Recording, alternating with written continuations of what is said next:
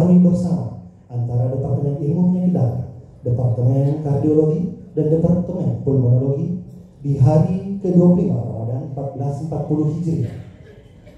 Selanjutnya, atas nama pembawa acara, mewakili seluruh panitia acara buka bersama ini, saya menyampaikan terima kasih yang setinggi-tingginya kepada seluruh hadirin yang dengan penuh semangat menghadiri acara ini.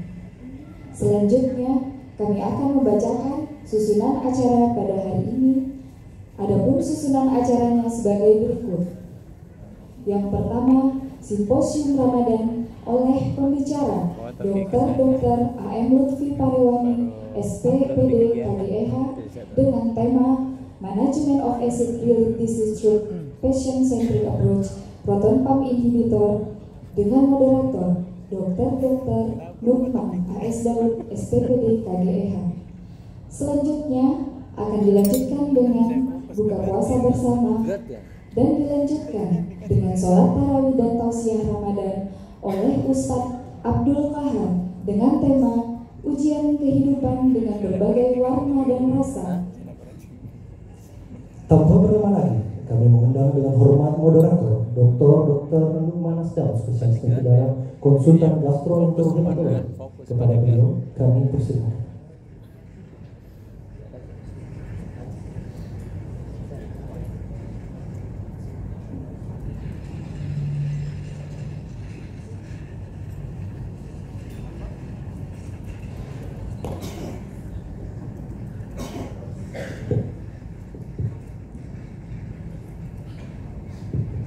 Assalamualaikum warahmatullahi wabarakatuh. Selamat sore dan malam. Pada hari ini rangkaian kegiatan kita untuk melakukan kegiatan awal Ramadan adalah mini simposium yang diselenggarakan oleh ketiga departemen bersama-sama, dan hari ini adalah hari yang terakhir. Sebelum kita mulai, pertama-tama saya ucapkan terima kasih dan sebesar-besarnya kepada tim Takeda atas support untuk kegiatan ini sehingga kegiatan kita hari ini bisa berlangsung. Mudah-mudahan sampai selesai nanti insyaallah dengan baik. Saya sebagai moderator hari ini, kita ada materi kita tentang manajemen acid related disease. Sebenarnya kita akan fokus berbicara mengenai GERD pada asalnya, jadi terkait dengan PPI. Kita tahu bahwa GERD itu adalah bagian dari penyakit yang banyak di sekitar kita, dan penegakan diagnosis juga saat ini dengan berbagai modalitas tanpa pemeriksaan intervensi pun kita bisa melakukan penegakan diagnosis awal, dan penanganannya bisa sampai dari pelayanan primer sampai dengan pelayanan pada tahap tingkat lanjut. Oleh karena itu, untuk lebih detailnya memanfaatkan waktu, saya undang dengan hormat pembicara Dr. Lutfi Parewani untuk membawakan materinya. Jadi mudah-mudahan kita tepat waktu sebelum acara buka puasa 12 menit acara kita sudah selesai. Ya, saya persilakan Dr. Lutfi. Bismillahirrahmanirrahim. Assalamualaikum warahmatullahi wabarakatuh. Terima kasih banyak moderator Dr. Lukman A.S. Daud. Terima kasih ke teman-teman Takeda memfasilitasi kegiatan kita hari ini. Ini topik saya sebenarnya. Fokus pada GERD. Kenapa GERD? GERD kemarin habis konsensus. Jadi ada konsensus baru 2019. Meskipun tidak sepenuhnya yang saya masukkan di sini. Setelah 2013 kemarin GERD, sekarang baru ada revisi. Nah, kita kembali ke topik yang diberikan ke saya sebenarnya itu tentang acid related disease. Kalau membahas tentang acid related disease ini luas sekali. Salah satunya adalah GERD, gastroesophageal reflux disease, dengan manifestasi yang bisa saja pada esofagus, bisa juga pada supraesofagus. Yang di esofagus yang sudah banyak kita kenal adalah reflux esofagus ataupun non-esophageal reflux disease. Sedangkan yang supra mulai dari laring, paring, laring-paring, kemudian asma, ini banyak pada orang-orang pulmo juga. Tidak jarang masuk ke pulmo karena asma eksaserbasi diinjus oleh acid. Kemudian untuk kardiologi, top of the non-cardiac chest pain itu adalah GERD. Jadi kalau yang chest pain karena non-cardiac, yang paling tinggi itu adalah oleh karena GERD, non-cardiac chest pain. Jadi cocoklah kalau kardio juga bergabung di sini, asma juga di sini, karena saya beberapa kali membawakan materi ini bersama dengan orang pulmo, bersama dengan orang kardiak juga, dengan topik yang asma non-cardiac chest pain. Juga pernah satu kali dengan orang THT dalam bentuk laryngopharyngeal reflux, batuk kronis sampai dengan sleep disorder. Ini untuk GERD, dan kita bakal banyak fokus. Yang lain adalah peptic ulcer. Peptic ulcer, apakah itu karena NSAID, infeksi Helicobacter pylori, Zollinger Ellison, mulai dari yang hanya sekedar ulkus sampai dengan yang peptic ulcer bleeding. Ini juga kalau dibahas satu persatu juga bahasannya sangat luas. Kemudian yang terakhir yang fungsional dispepsia. Fungsional dispepsia dibagi menjadi dua, epigastric pain syndrome. Epigastric pain syndrome ini lebih banyak yang berkorelasi dengan acid related dibanding dengan postprandial distress syndrome. Kalau yang satu ini lebih cenderung ke motility, kalau ini lebih cenderung ke hyperacidity. Meskipun ada juga namanya hypersensitivity. Nah, fokus saya itu pada GERD. Kan kalau mau bahas semuanya, teler saya. Ya, cukup waktu. Kira-kira ini yang bakal dibahas. Nah, sekarang tentang GERD, epidemiologinya ini cukup besar. Ini all over the world. Tapi Indonesia tidak ada. Nah, di 2019 inilah bakal ada nama Indonesia di sini karena sedang dirajut juga jurnalnya supaya kita muncul nama di sini setiap kali orang bercerita tentang prevalensi GERD di berbagai macam negara. Variasinya sangat besar. Inggris itu cukup besar, Senegal termasuk rendah. Ini rata-rata negara-negara Eropa yang banyak memasukkan datanya di sini. Asia sendiri ada di sini mewakili kita, Jepang, ya. Angkanya cukup rendah. Nah, ini yang saya masukkan dari Makassar, yang dimasukkan ke data nasional. Karena data nasional sekarang semua sentrum pendidikan, tapi ini fokusnya ke Rumah Sakit Wahidin. Data dari 2012 sampai 2018, kalau kita lihat insidensnya dari tahun ke tahun itu makin banyak. Kasus baru ataupun kasus lama itu dari tahun ke tahun banyak. Ini mulai dari 2012 sampai 2018. Nah, ini yang menjadikan kita lebih banyak perhatiannya nanti ke sini. Penelitian juga mulai lebih fokus ke sini.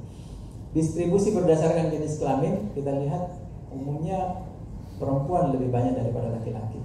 Umumnya perempuan lebih banyak daripada laki-laki. Mengapa? Nanti kita bakal lihat lagi yang lainnya.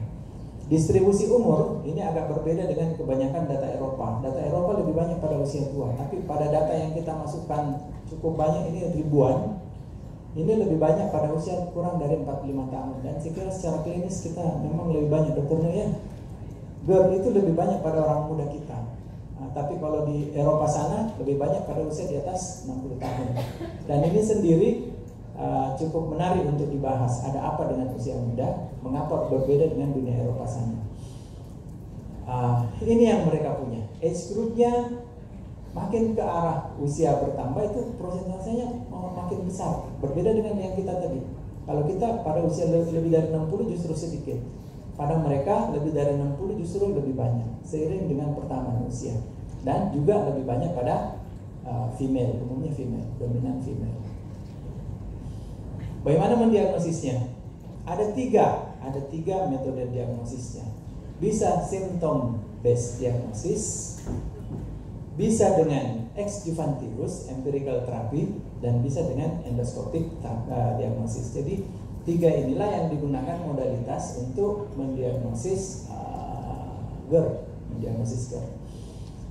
Endoskopi umumnya kita gunakan apabila simptom base itu tidak teratasi atau empirical therapy tidak mampu menegakkan diagnosis. Kemudian ada alarm feature, ada tanda-tanda alarm. Tanda-tanda alarm saya tidak sebut lagi, Tapi inilah kira-kira yang kita gunakan untuk dasar diagnosis, symptom based diagnosis, ex juvantibus, empirical therapy, kemudian yang terakhir adalah endoskopi.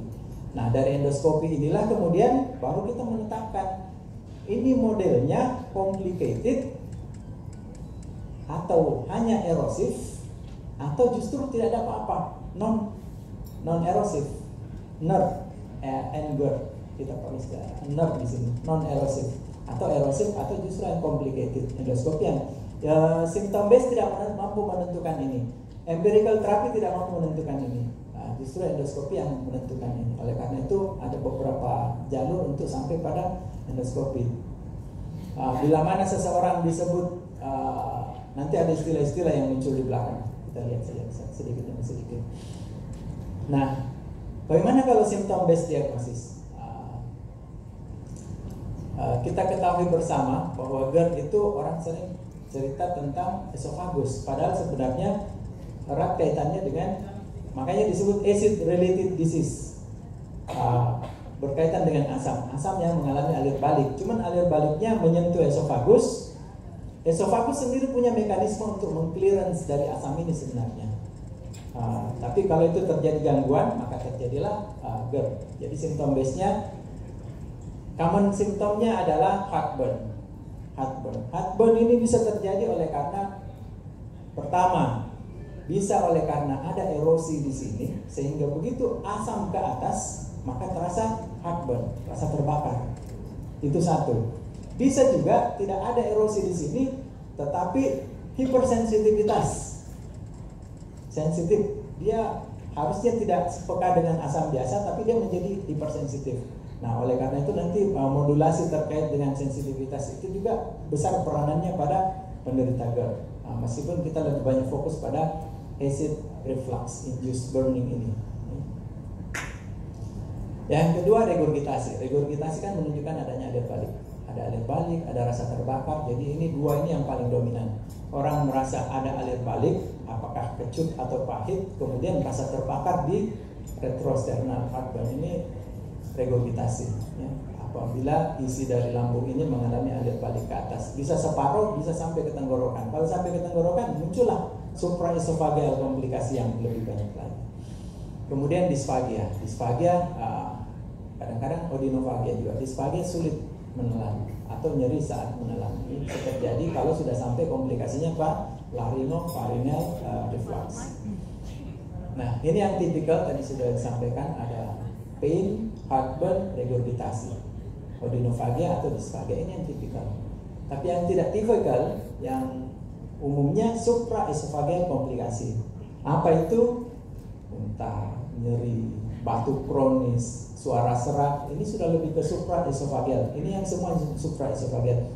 Dan ini yang sudah jelas, seperti asma, menginjus asma, kronik bronkitis, kadang-kadang sampai pneumonia, bronkitis dan seterusnya, ini bisa muncul. Jadi kadang-kadang ada pasien semenjak mengkonsumsi, karena dia GERD ternyata menginjus batuk-batuk kronik yang terjadi, akhirnya keluarganya mencari batuknya mana, teman sekantornya mencari batuknya kemana, padahal tidak pernah berobat batuk, hanya berobat PPI, menggunakan PPI. Oleh karena asmanya dan seterusnya ini diinjus oleh reflux acidnya, supraesophageal komplikasi dari.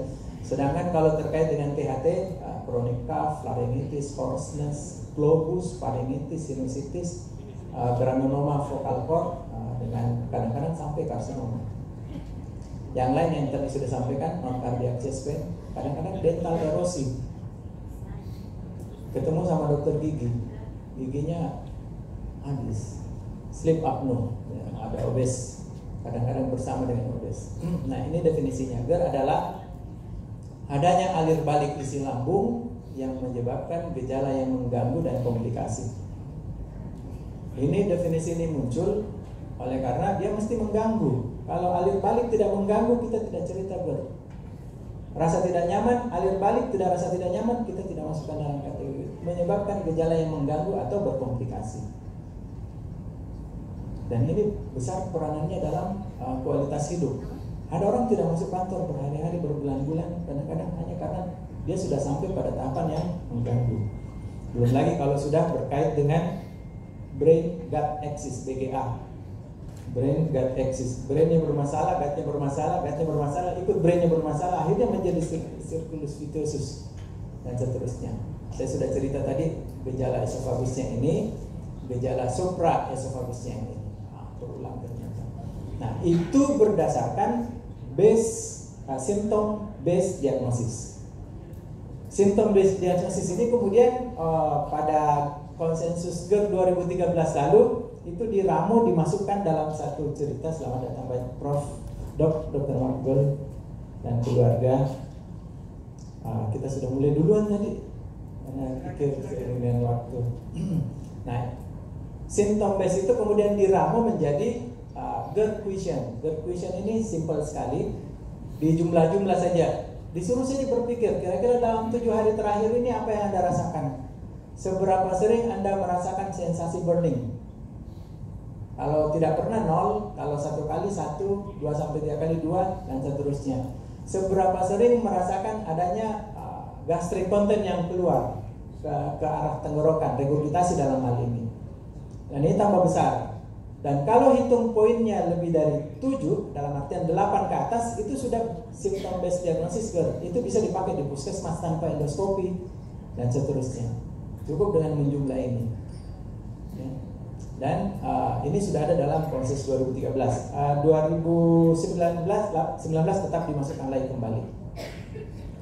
Nah, itu kalau menggunakan symptom based. Bagaimana kalau saya tidak masukkan di sini tentang extubantibus, empirical therapy? Itu bisa jadi bahan diskusi saya kira. Empirical therapy bisa, itu 4 minggu menggunakan PPI membaik, berarti positif GERD. Bisa di-extend menjadi 8 minggu sampai 12 minggu untuk terapeutiknya. Jadi untuk diagnosisnya menggunakan 4 minggu. 4 minggu ternyata hasilnya bagus, maka disebut sebagai GERD based on empirical therapy. Itu diagnosisnya. Nah, kalau berdasarkan endoscopic based diagnosis, pada saat di endoskopi apa yang kelihatan? Inilah yang kelihatan. Kalau tanpa mucosal break, tanpa ada erosi, tanpa ada kerusakan pada mukosa, tanpa ada edema, tanpa ada eritema, maka disebut sebagai NER, non-esophageal reflux disease. Tapi begitu menemukan mucosal break single dengan panjang kurang dari setengah senti, maka kita menyebutnya sebagai GERD A berdasarkan Los Angeles. Los Angeles ini lebih populer dibanding dengan Miller. Miller juga kita kadang-kadang pakai, tapi ini yang lebih banyak digunakan di seluruh dunia. Kurang dari 5 cm, ada mucosal break, single. Kalau lebih dari 1 dan terpisah, ini terpisah, maka kita sebut dia sebagai B, grade B. Ini simple sekali sebenarnya. Kalau single grade A, kalau dia double grade B.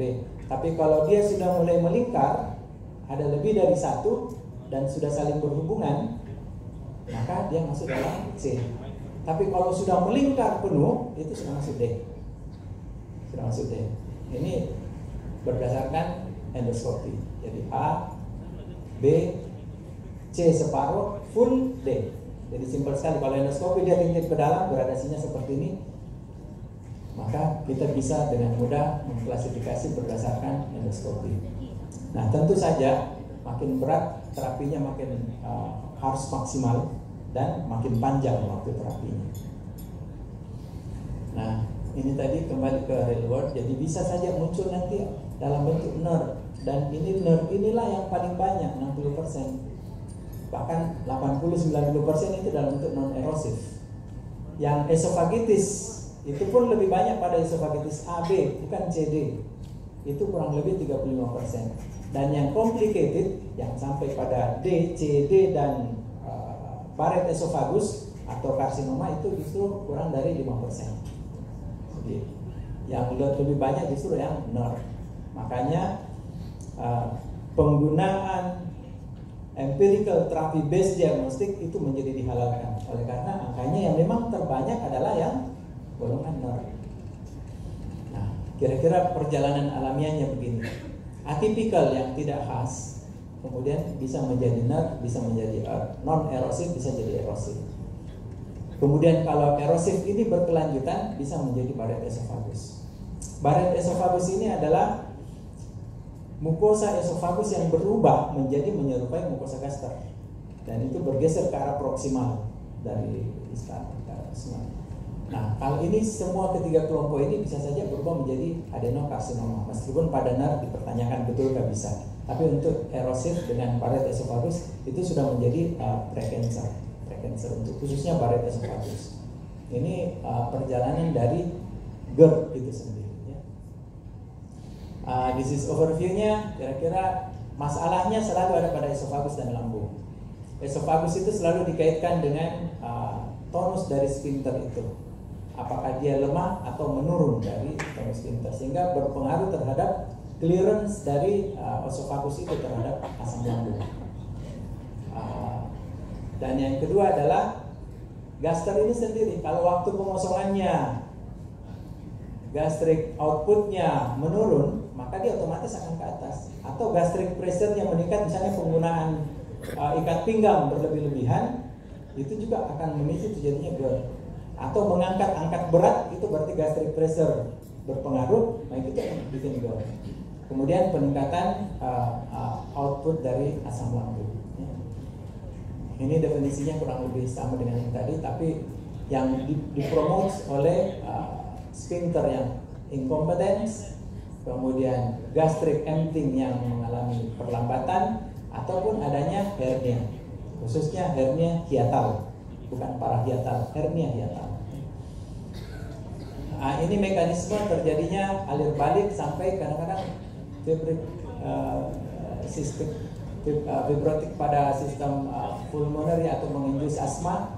Ini mekanismenya seperti ini, ada alir balik. Nah, sekarang kita ke treatment option. Treatment optionnya, goalnya adalah tadi per definisi dia mengganggu dan berkomplikasi, sehingga target terapinya pun adalah yang mengganggu itu dihilangkan, stop simptom, avoid recurrence, cegah perulangan, karena dia tinggi sekali angka perulangannya. Makan obat acid suppression ataupun prokinetik ataupun yang lainnya, adjuvan lainnya. Selamat datang Prof dan keluarga. Ada tempat di depan. Mohon maaf tadi sudah lebih cepat dimulai karena katanya ada yang lain lagi. Jadi simptomnya memang mesti dihilangkan. Kemudian erosinya kita sembuhkan. Jadi simptom yang pertama mesti dihentikan dan cegah perulangan. Angka perulangannya sangat tinggi. Dan ini yang bikin kaya dokter penyakit dalam. Karena berulang terus. Erosive healing, cegah komplikasi. Dan yang terakhir adalah perbaikan kualitas hidup. Bagaimana mencapainya? Therapeutic modality-nya ada 4. Yang pertama adalah menggunakan lifestyle modification. Ada beberapa termasuk weight loss. Tidak boleh makan 3 jam sebelum tidur untuk mencegah alir balik. Kemudian kepala ditinggikan. Ini semua yang sudah berbasis evidence. Obat-obat yang digunakan mulai dari yang paling ringan, yang OTC, sampai dengan yang prescribed, antasida, PPI, prokinetik, baclofen. Ada juga obat baru yang bakal dikeluarkan oleh Takeda yang lebih baik daripada PPI itu sendiri. Bukan PPI namanya, tapi dia memblok juga pada sel parietal. Namanya PCAB. PCAB itu potassium channel acid blocker. Dia tidak tergantung pada makanan. Kalau ini kan butuh asam, butuh keadaan asam. PPI itu butuh keadaan asam, makanya perut kosong baru dimakan. Supaya PPI itu prodrugs.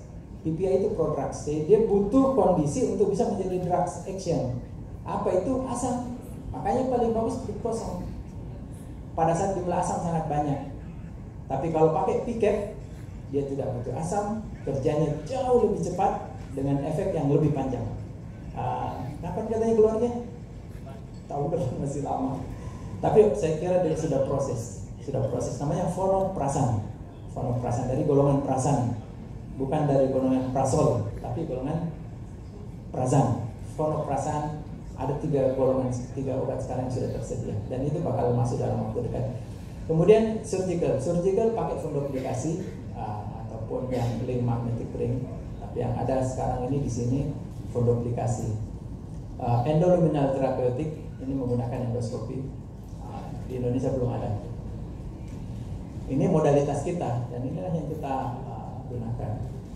Lifestyle modification-nya terutama berat badan diturunkan bagi yang berlebih karena berpengaruh pada pressure abdomen sehingga memudahkan terjadinya elit balik. Tidur ditinggikan kira-kira 15 derajat sampai 30 derajat kepalanya, mengeliminasi seluruh faktor yang berpengaruh terhadap peningkatan tekanan abdomen termasuk ikat pinggang yang ketat, angkat berat dan seterusnya.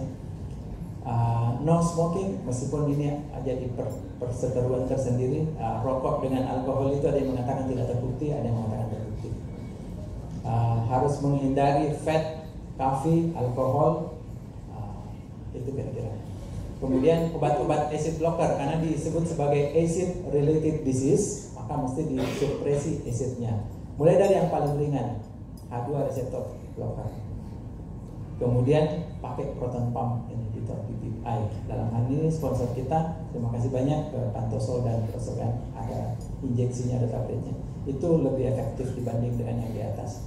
Dan yang terakhir yang saya sebutkan tadi, proton pump inhibitor juga, tapi namanya PCAB, potassium channel acid blocker. More and more effective than PPI.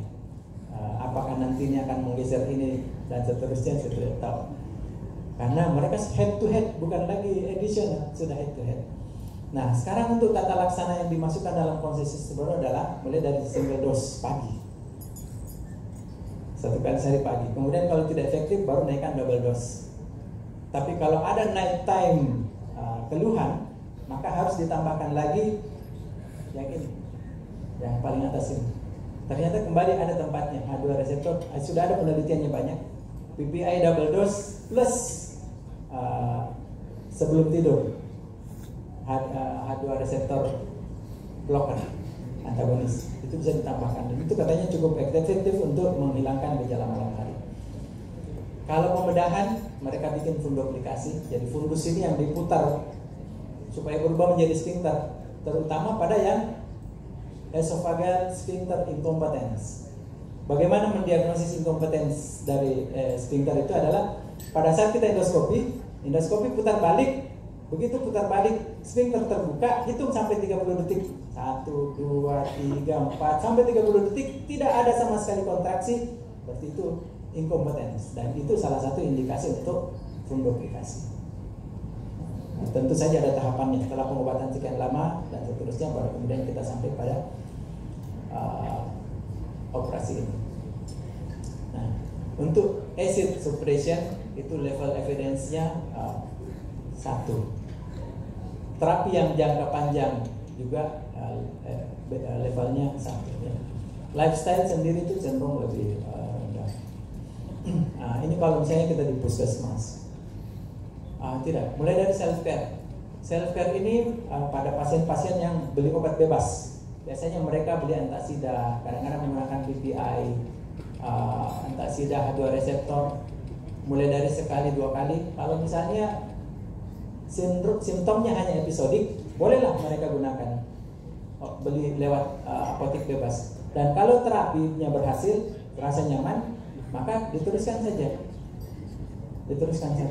Tetapi apabila simptom itu menjadi troublesome, sudah mulai mengganggu, maka dia berpindah ke primary care.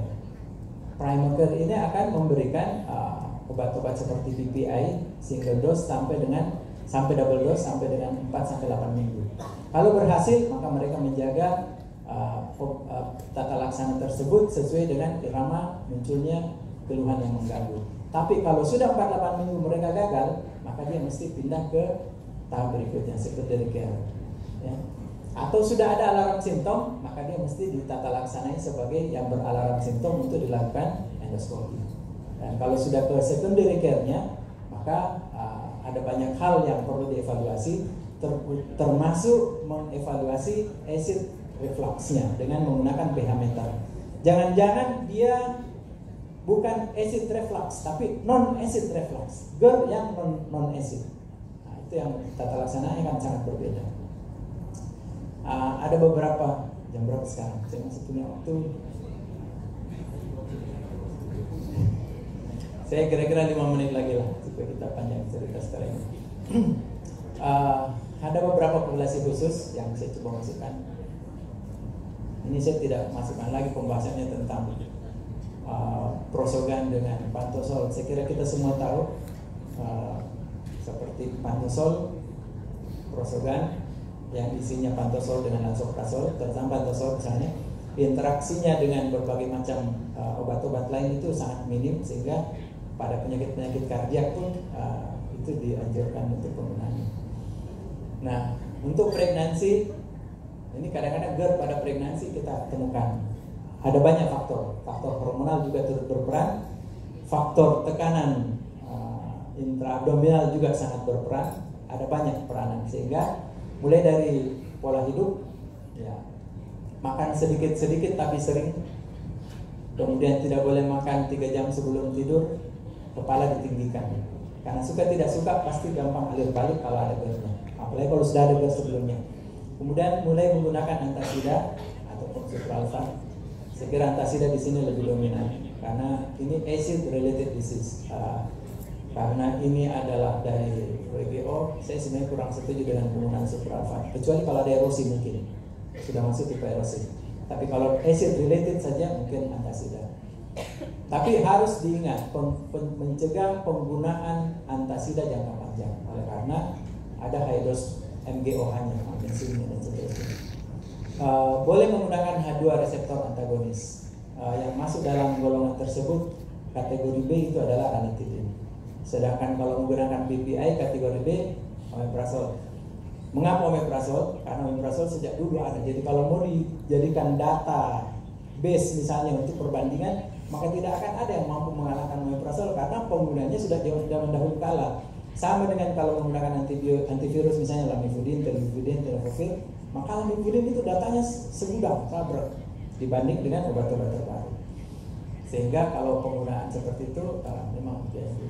Nah sekarang untuk yang night time sama, hindari makan 3 jam sebelum tidur, kemudian kepala ditinggikan, kemudian decubitus position, terutama left dan right itu lebih dianjurkan terletak sebenarnya.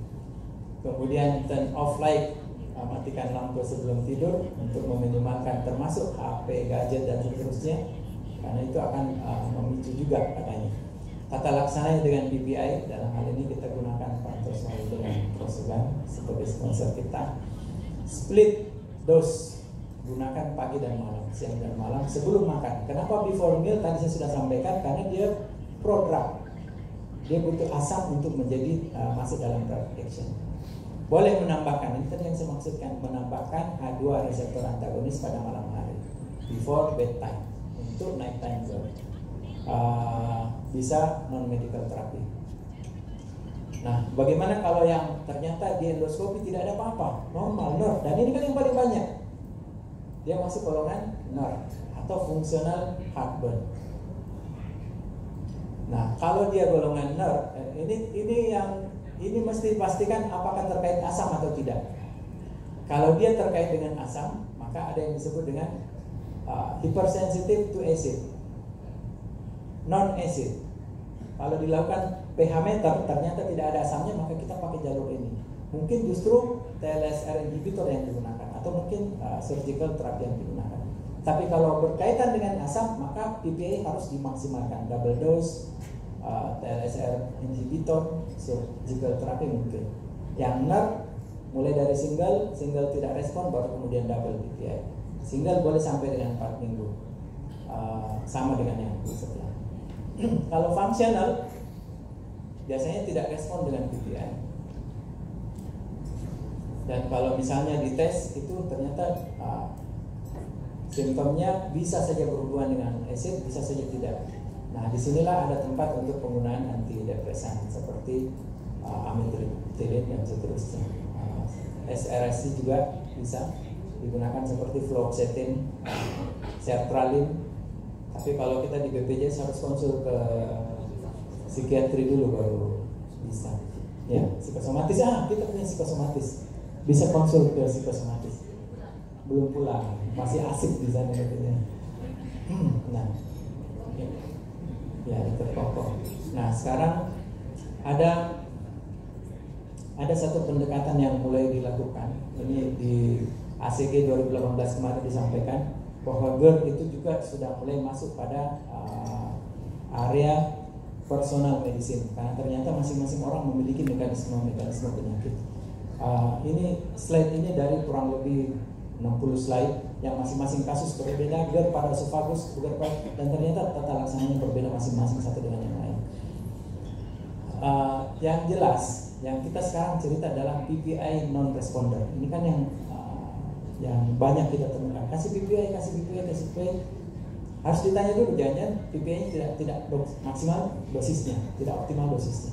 Pasiennya tidak patuh makan obat. Tapi kalau sudah maksimal dosis, patuh obat, waktunya sudah cukup sekian lama dan ternyata masih tetap non responder terhadap PPI, maka kita mesti berpikir mekanisme yang lain. Dan ini dulu. Terima kasih banyak dokter. Nah, trigger pada esofagus, trigger pada simptom modulasi. Ini lebih banyak ke faktor-faktor psikologis karena ada kaitannya dengan hipersensitivitas. Tapi kalau ini seperti obesity, konten, distribusi, mekanisme reflux, cuman ini mesti dipastikan dengan menggunakan high resolution manometry atau pH-metry.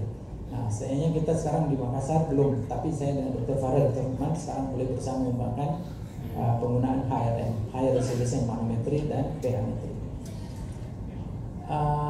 Terakhir sekira ini algoritma tata laksananya, yang jelas PPI selalu mulai dari sedikit 2 kali dos tambah dengan H2RA minimal 4 minggu sampai 8 minggu sampai 12 minggu. Kalau tidak baru reverse ke kita ke konsultan gastro untuk dilakukan pemeriksaan lebih lanjutan, endoskopi ataupun pH-metry ataupun yang lain manometri. Saya kira ini dari saya. Sekian, terima kasih banyak. Assalamualaikum warahmatullahi wabarakatuh. Terima kasih Dr. Lutfi. Presentasinya jelas. Waktu sekarang ini 17.50, waktu buka puasa jam 17.57. Berarti kita ada waktu 7 menit. Berarti ada berapa waktu? Ada, kalau misalnya ada diskusi 1-2 pertanyaan kalau ada. Supaya ada waktu, karena menjelang buka puasa nanti mungkin ada doanya. Dr. Endi bisa bikin doa buka puasa. Saudara sekalian, teman sekalian, para guru besar, kalau ada hal-hal yang bisa kita diskusikan silakan. Ada waktu 2 menit belum masuk ke acara menjelang buka puasa. Saya persilakan. Ya, Prof. Silakan, Prof.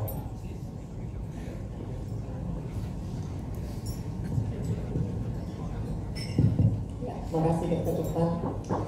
Saya melihat cenderung kalau pasien datang anggaplah mau GERD, mau dispepsia secara umum, kita sering langsung melakukan edukasi, lakukan uji. Nah, pertanyaan sekarang, kira-kira berapa lama waktu yang dikeluhkan oleh pasien sebenarnya baru kita bisa melakukan edukasi untuk uji? Paling sering saya melihat langsung uji. Dan saya pribadi pun, kalau saya sudah merasa tidak nyaman dengan keluhan pasien 2 kali datang, saya bilang, bagaimana kalau kita uji? Edukasi yang baik, dia setuju. Nah, bagaimana menurut teman-teman KDH? Makasih. Betul, itu silakan. Betul jawabnya. Ya, betul. Kita fokus ke GERD lah. GERD tadi symptom based diagnosis, empirical treatment diagnosis, kemudian endoscopic diagnosis. Kalau menggunakan treatment based assessment itu 4 minggu. 4 minggu untuk memastikan dia terdiagnosis sebagai GERD. Maka terapi selanjutnya adalah pemberian PPI selanjutnya adalah sebagai terapeutik. Dan itu bisa extend sampai 8 minggu. 8 minggu setelah itu kemudian masih terjadi, boleh kita masuk ke secondary treatment tadi, endoskopi. Jadi kurang lebih berarti 3 kali 4 minggu. 4 minggu untuk diagnosis, 8 minggu untuk terapeutik. Itu seperti itu. Itu yang sifatnya fungsional ataupun yang cenderung ke arah nerve. Tapi kalau dia sudah dengan alarm simptom, tidak ada, meskipun baru pertama kali bertemu dengan alarm simptom turun berat badan, ada darah dan seterusnya, langsung endoskopi. Kemarin saya ketemu satu kasus disfagia susah menjelaskan. Kita endoskopi baru ketemu. Endoskopi ternyata begitu masuk, sudah masuk ke paret. Mengapa? Mungkin persoalan sensitivitas orang berbeda. Satu sangat sensitif, satu tidak sensitif.